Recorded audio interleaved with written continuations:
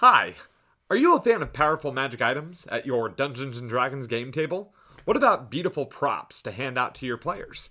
Or maybe you're just into a book chock full of lore and rules for players and DMs alike? Or maybe you, like me, love chaos. If you said yes to any of these questions, then you might want to take a look at Dungeons & Dragons' deck of many things. I know I did, and I have some thoughts I would like to share with you about this product. Now, before I jump into my thoughts on it, I should probably give a disclaimer. Wizards of the Coast sent this product to me for free. Thanks, Wizards! Actually, they sent me 2 of them, but we'll get into all of that here in a second. Either way, you should know that I have not been asked to, nor am I required to talk about this product positively or negatively, but I have chosen for myself to tell you my thoughts on this product. Alright, now, with that out of the way, let's go ahead and get started on the Deck of Many Things with a little bit of backstory. The Deck of Many Things is a relatively new product for the 5th edition of Dungeons & Dragons, all centered around the notorious in-game artifact of the same name, known for its ability to provide random and potentially world-altering effects. The deck was introduced to the original Dungeons & Dragons game in 1975, specifically in the Greyhawk supplement, which you can still purchase on DM's Guild for like $5, link in the thing below. The deck has shown up in every edition of Dungeons & Dragons since then, whether it's found inside of a core rulebook or by being featured in a number of publications throughout the 50-year history of the game, including one of my most sought-after adventures, Madness at Gardmore Abbey for 4th edition. Boy, I wish I had a physical copy of that. This particular product not only includes the original 22 cards, but also expands the deck by drawing on the artifact's evolution throughout the past half century. And now it is presented in a 66 card form with 2 accompanying books. And let me tell you, this whole thing is pretty nuts in terms of content. Side note, did you know that Dan Dillon worked on this one? You see that video I'm pointing to? Watch it. Okay, let's talk about the content of this set. First, we have a beautiful deck featuring each of the artifact's 66 cards. Now, when I say beautiful, I mean that the art on these cards are amazing, and the quality of the cards themselves is fantastic. Who would have guessed that a company known for making a collectible card game for the past 30 years would know a thing or two about card art and production? Next, to accompany this deck, we have a guidebook that not only shows full pictures of the art on the cards, but also explains each of the cards' meanings, depending on the relative position of when the card is laid down. This gives the deck a very tarot feel, but one that implies less mysticism and a hell of a lot more nerdicism. Nerdicism. I'm gonna write that down. Finally, we get to the core book of the set, a supplement for the game that includes new character options, monsters, magic items, traps, side rules, and a host of ways to introduce this deck into your game. Each chapter of this book is themed to one of the deck's cards, using this to organize the information presented. And there is a ton of game material throughout this book. It reminds me in many ways of kind of like a whimsical version of Unearthed Arcana, the 3.5 edition book, as that's the only one that I actually own. In that, it's not only about offering the standard fare of like new monsters, locations, and items, but also brand new ways to play the game. Now, in fact, there's so much content in the pages of this book, it would take me forever to go over it all. But I want to take a few minutes to highlight some things that I liked, some things that I found iffy, and the thing I just didn't really like about this product. I like this, so yes I do. First, let's start with some things that I liked. First and foremost, let's just get this out of the way, the deck. It's insanely beautiful. I mean, here, take a look at some of my favorites here. First, I've got Uriel. I'm probably mispronouncing that, but Uriel. I love this pseudo black and white art style created here by Tanel Lovett. Uriel, by the way, is the name of one of the 3 Gorgon sisters of Greek mythology, and frankly, it's a lot cooler to see and say than Medusa, seeing Uriel on this card, No offense, Medusa, but this really isn't about you. Alright, now, Comet. The style of art on this card is so neat to me. In this depiction of a comet falling out from the sky, we are given a treat by artist Valix Gax. I don't know what to call this art style, but I pretty much know enough to say what is Picasso and what is not Picasso when it comes to art styles. But I can tell you that I like this a lot, and I could absolutely see having framed posters by this artist all around my game room. I should see if they have any for sale. All right, another card I want to show you.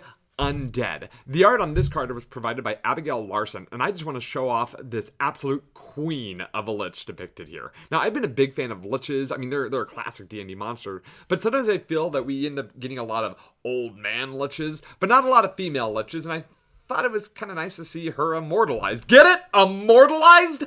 On this card. Yeah.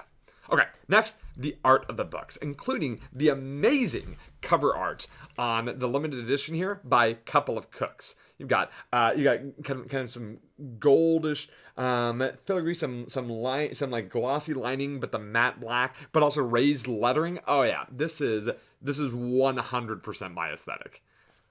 Another thing I liked in the book, the Cartomancer feat. The ability to cast prestidigitation without somatic or verbal components will excite some players, but for me, it's all about the feat's ability to once per day cast a pre-prepared spell as a bonus action. It's sort of like being a sorcerer light version, though I wonder if it's not just better to take the Metamagic Adept feat from Tasha's Cauldron of Everything, as it also allows a spellcaster to take another metamagic option in addition to the quicken spell option. Actually, you know what? Now that I think about it, the answer's pretty clear. It's both. Plus, who doesn't want to incorporate cards into their spell casting as an implement and feel like Gambit from the X-Men? The references in the book to Gardmore Abbey, it is one of my greatest shames that I did not pick up that the titular adventure Madness at Gardmore Abbey for 4th edition Dungeons & Dragons, but I am extremely happy to see that this book has included plenty of references to it and acknowledges its place in canon.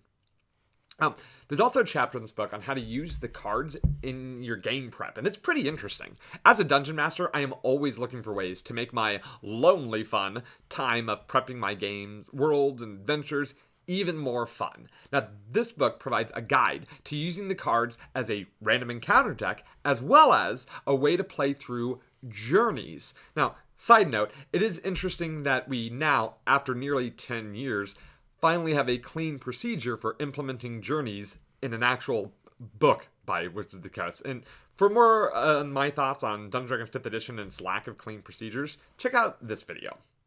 Okay, here's a weird thing that kind of tickled me.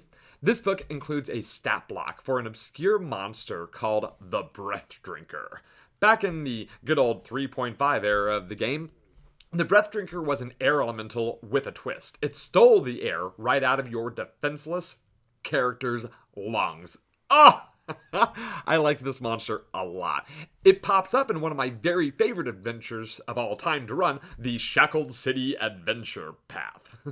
Anyway, the Breath Drinker makes a surprising return in this book as an aberration of all things, and is absolutely beefed up in power. I think in like the 3rd edition, it had a difficulty rating of 7, and now it's sitting at a challenge rating of 14. Someone didn't skip leg day, which is really weird because it has no legs.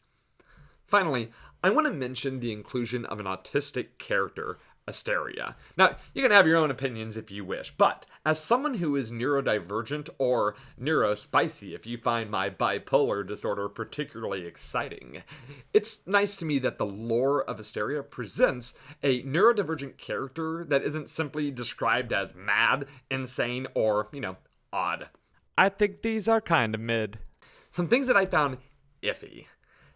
I'm going to be honest. When this book was first announced, my immediate gut reaction was that this book would serve as a dumping ground for every idea that the designers had that they were not sure how to put in other 5th edition books. But they needed a way to justify the creation of them and payment of them prior to the release of the next iteration of D&D later this year.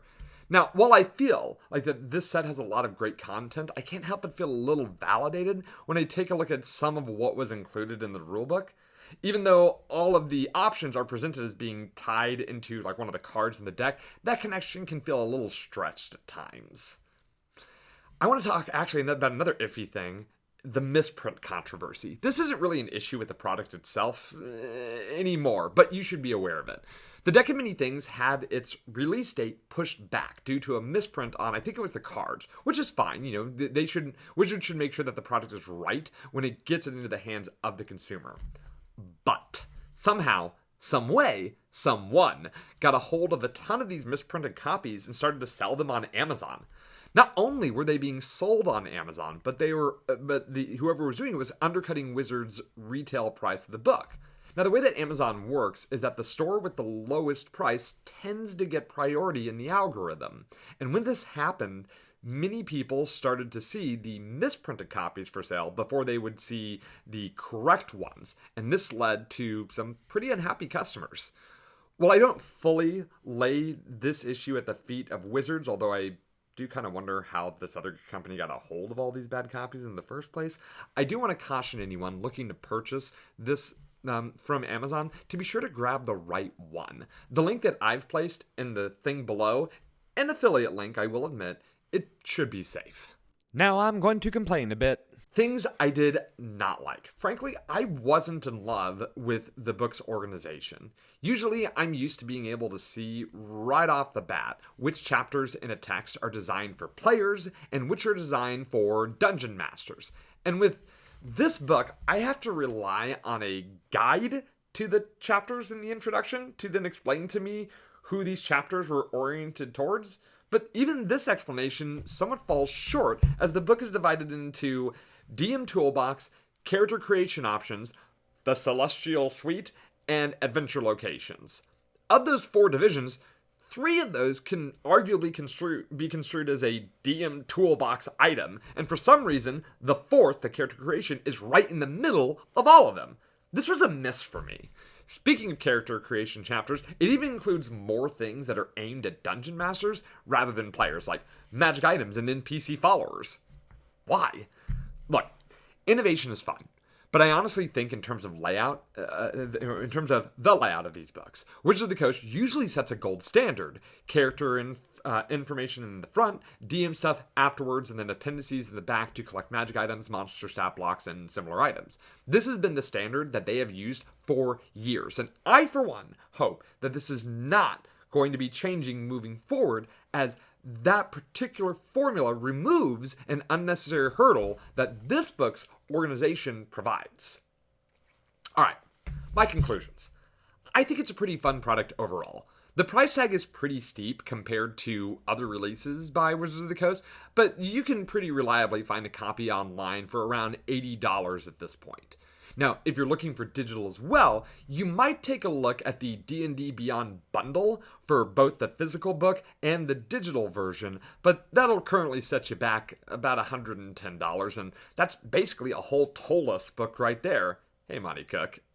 Anyway, should you grab it? Well, I would say if you're really into embracing the chaos and fun that the Deck of Many Things can provide your game, then absolutely, it's a wonderful aid and supplement for a game that centers around it.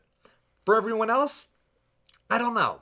I personally am a completionist, so I try to purchase every book a company has to offer. But I am also absolutely insane, and I would not recommend that lifestyle. Now, I've placed some links in the thing below so you can grab yourself a copy if you're so inclined. Okay, those are or were my quick thoughts on the Deck of Many Things, and I hope to see all of you again very soon. Wait a second, hold on. Give away. I mentioned before that I got a second copy. A second copy. I don't need 2. Who needs 2 copies of the same book? Look, I know that I have a collector's mindset, but sometimes you can have too much of a good thing. That stated, I need to get rid of this extra copy. This one, right here, yeah? And rather than sell it to my local game store and pocket some sweet extra cash, which was very tempting, I'm not going to lie to you. I've decided to go ahead and give it away to one of you. That's right, you mother huggers. It's time for another This Effin GM giveaway. Burr, burr, burr, burr. I need to get a better sound effect other than just me screaming at the microphone. I am so sorry you had to hear that. Okay, anyway, there's going to be a giveaway, but there are conditions. First, you have to subscribe to this channel. I'm a glutton for the subscribes, and dang it, I'm not going to hide it from you. Second, you need to comment on this video right now, if you want to. Comment your Twitter username or handle, your @ or whatever. If you don't do this, I can't connect you to the contest. All right. Third, you need to follow me on Twitter, @thiseffingm. That's my handle. I think I just wrote it down for you there. Yeah. Fourth and finally, you need to retweet my pinned tweet about the giveaway on Twitter. Help me get my name out there. Create your own competition for this delightful product. All right, that's it. 4 steps, and you are entered to win a copy, this copy, of the Deck of Many Things. Now, unlike before when I said a specific date, I've decided to handle this giveaway differently. I'm going to end this contest either in about 2 weeks, April 26, 2024, or when I hit 2,000 followers on Twitter. Though it would be cool if I hit 2,000 followers on YouTube. Okay, not this contest. We're focused on the Twitter thing right now. Anyway, April 26, 2024, or 2,000 followers on Twitter, whichever comes last. I will then announce the winner, get their details in, send it on over. Neat, right? I thought so too. Okay, that's it. A review and a giveaway. What a fun video! Oh, wink. All right, but I'm kind of tired now, so I'm going to go ahead and head out. So have a good one, and good luck.